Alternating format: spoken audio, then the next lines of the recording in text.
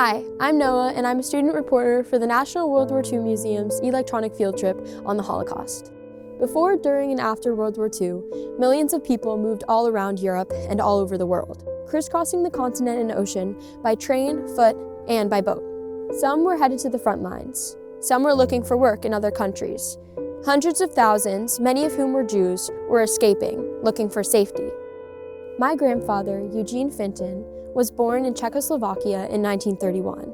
When he was 7 years old, he and his family started a 31-month, 17,000-mile journey, during which they somehow managed to stay one step ahead of danger and death.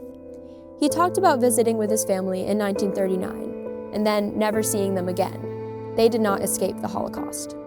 On one leg of his journey, when he was almost 9, my grandfather spent 19 days on a train with no food service and primitive toilets, heading east through Siberia.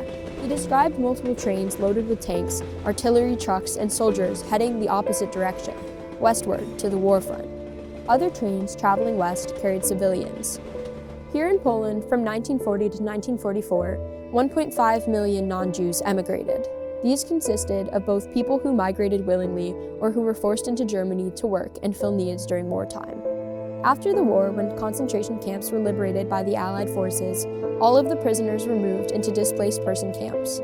Displaced persons, or DPs as they are called, were composed not only of Jews and those who had been incarcerated, but others who had come to Germany willingly, and even soldiers from the Nazi side who stripped off their uniforms and were hiding for fear they would be jailed, or worse, for their crimes. At that time, it was determined that people would be sorted according to their nationality, and then be expected to go back to their countries of origin. They were expected to go home, but being Jewish is not a nationality.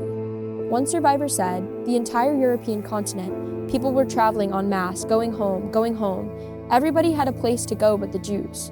They were going home to Italy, to Czechoslovakia, to Romania, everywhere. People were traveling, the trains were all full. Hundreds of thousands of Jewish DPs were left waiting, with nowhere to go for years. Some of them up to 5 years, longer than the war itself, and sometimes in the same camps where they had been imprisoned during the war. What did the Holocaust survivor mean when she said everyone had a home to go to but the Jews? What do you think could have been done differently for those DPs who were Jewish? What is freedom? Can you be free if you do not have a home?